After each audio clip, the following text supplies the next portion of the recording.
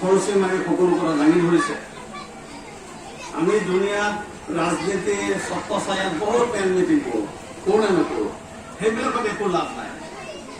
মই নিজে দেখিছোঁ, আমি AGP, কংগ্ৰেছ, UDF, BJP এইবিলাক কৰি একো লাভ নাই। দুনিয়াটো অসন্মানে, আখিৰাতো ধ্বংস। চবতকৈ ডাঙৰ কাম হ'ল আল্লাহৰ ভয়। চাওক, আজি আমি এই বাঁহৰ মছজিদত গৈছোঁ, আমি মনত শান্তি পাইছোঁ না? শান্তি পাইছোঁ না? নিজৰ ঘৰতকৈ আল্লাহৰ ঘৰত শান্তিৰ ঘৰ। এই ঘৰৰ নাম যিটো ৰখা হৈছে মছজিদে তৌহিদ। ইছলামৰ প্ৰথম বুনিয়াদে হৈ গ'ল তৌহিদ। তৌহিদ কি? 5টা খুঁটা না? তৌহিদ, সালাত, সৌম, যাকাত আৰু হজ।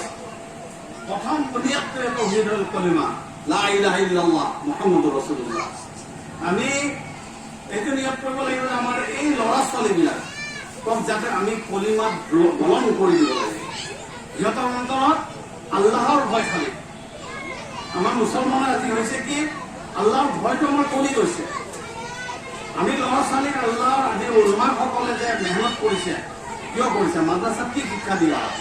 মাদ্ৰাছাত আল্লাহৰ ভয় শিক্ষা দিয়া। সেইকাৰণে চাব, এজন আলিম উলমা একদম টিপ টপ দেখা পাব।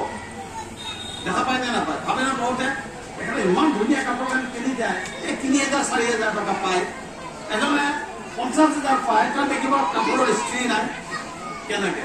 আল্লাহৰ দিনৰ কাম কৰা মানুহক আল্লাহ তাআলাই গাইবী মদত কৰে, আল্লাহ সহায় কৰে। এই যে মৌলানা চাহেবে ক'লে, এই যে আল্লাহৰ ঘৰ, এইটো সবকে জাৰে। প্ৰথম আমাৰ কাম হ'ব, আমি আমাৰ ল'ৰা ছোৱালী ইনশাআল্লাহ আজি মছজিদ বা আপোনালোকৰ মাছুৱা আছে, প্ৰথমে ক'লে আমাৰ চুধাই মাদ্ৰাছা, হয়নে নহয়? আমাৰ ল'ৰা ছোৱালীখিনিক আমি কলিমা লা ইলাহা ইল্লাল্লাহ মুহাম্মাদুৰ ৰাসূলুল্লাহ অৰ্থৰ সৈতে হৃদয়ংগ কৰাব লাগিব। কলিমাৰ দাবী কি, কলিমাৰ ডিমাণ্ড কি, এই বস্তুটো যেতিয়া আহি যাব, মোৰ নিজৰ ব্যক্তিগত কওঁ যে আমি যে মই ইমান বছৰৰ পৰা লাগি আছোঁ, ৰঙা চাপে লাগি আছে বা দিনৰ মানুহসকলে লাগি আছে, কিয়? কলিমাৰ অৰ্থ বুজিছে। আজি আমাৰ যিসকলে কলিমা বুজা নাই, কেনে ৰাজনীতিত দৌৰি আছে, দৌৰিছে না? আমি ৰাজনীতি কৰিম, কোনটো ৰাজনীতি? যিটো ৰাজনীতি আল্লাহে ভাল পায়। মছজিদ আল্লাহৰ ঘৰ আজি এনেকে আছে, দেখিব আপোনালোকে আবাদ কৰক, এই মছজিদ আটক ধুনীয়া RCC মছজিদ হৈ যাব ইনশাআল্লাহ। কি কয়, হ'ব নে নহ'ব? আল্লাহৰ মাজত কথা নাপাতিব,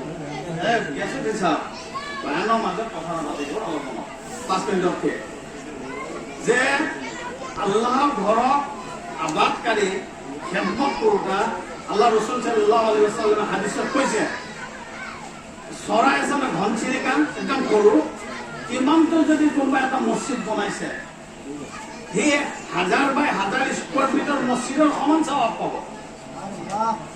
পাওঁ নে নাপাওঁ? আজি আমাৰ এই মছজিদটো আমাৰ সৰু মছজিদ।